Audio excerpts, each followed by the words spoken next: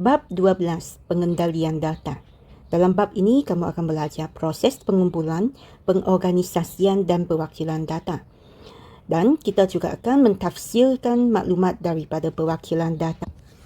Apabila kita ingin dapatkan suatu data, kita mesti ada kaedah untuk kumpul data tersebut.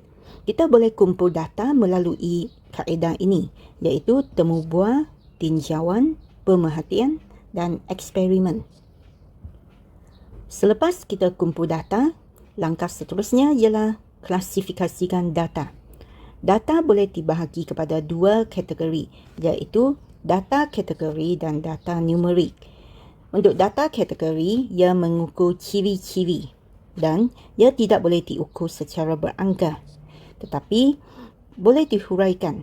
Sebagai contoh, jantina, warna kereta, perisa kula-kula, kumpulan darah dan banyak lagi. Untuk data numerik, ia boleh diukur dengan menggunakan angka. Contohnya, bilangan buku yang dibaca dalam seminggu, tinggi pemain badminton, masa bersenam dan banyak lagi. Okey, ia akan mengukur kuantiti. Selepas mengklasifikasikan data, langkah seterusnya ialah mengorganisasikan data yang tak terkumpul dengan membina jadual kekerapan.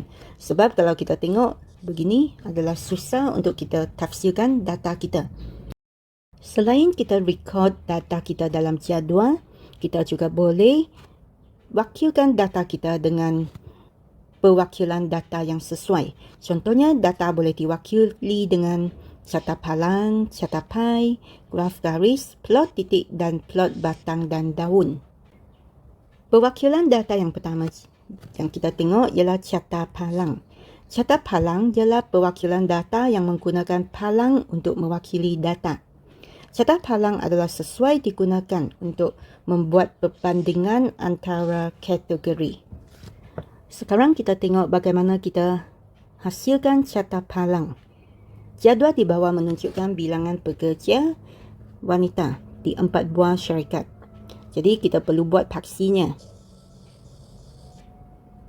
Paksi ini bilangan pekerja. Dan paksi yang melintang ialah syarikat. Dan di sini kita perlu buat skala yang seragam. Okey, kita boleh buat setiap dua petak tu mewakili 10 orang. Jadi setiap dua petak tambah lagi 10, 20, 30, 40. Lepas tu kita mau hasilkan palangnya. Okey, P20. Kita selang satu baris. Kalau 20 di sini. Dan semua ini perlu lukis guna pembaris. Okey, dan label sebagai P. Lepas tu selang lagi satu petak Q10. Okey, kita lukis Q-nya 10. Lepas tu R40. Mesti selang satu petak. Dan garis dengan pembaris. Dan S25. 25 terletak di antara 20 dan 30. Selang satu petak lagi, baru kamu buat palang untuk S.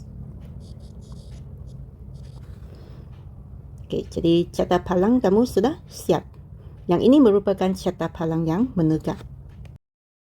Sekarang kita tengok graf garis. Graf garis adalah sesuai diguna untuk memaparkan perubahan suatu kuantiti mengikut masa. Dan paksi mengufuk selalunya mewakili tempoh masa dan paksi mencancang mewakili kekerapan. Kita tengok satu contoh bagaimana kita boleh lukis graf garis. Jadual di bawah menunjukkan purata taburan hujan di sebuah bandar dalam 5 bulan yang berturut-turutan. Jadi paksi X kita adalah untuk bulan. Dan paksi Y kita untuk taburan hujan. Dan ingat, paksi Y mesti guna skala yang seragam. Kalau data ini adalah sesuai, kita guna setiap petak tu mewakili 10.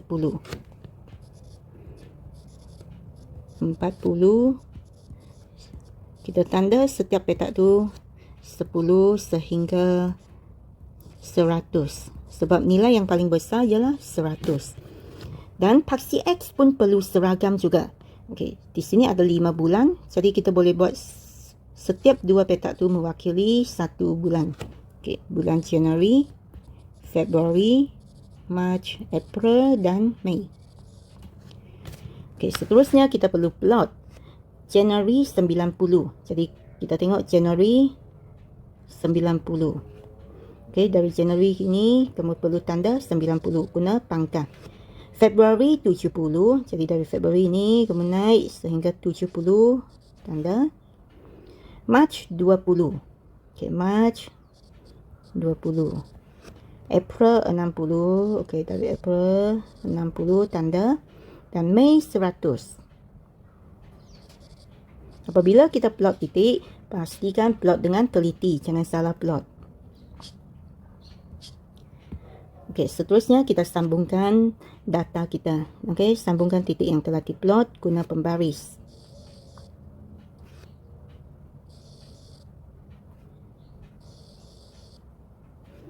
Jadi sudah siaplah graf garis kita.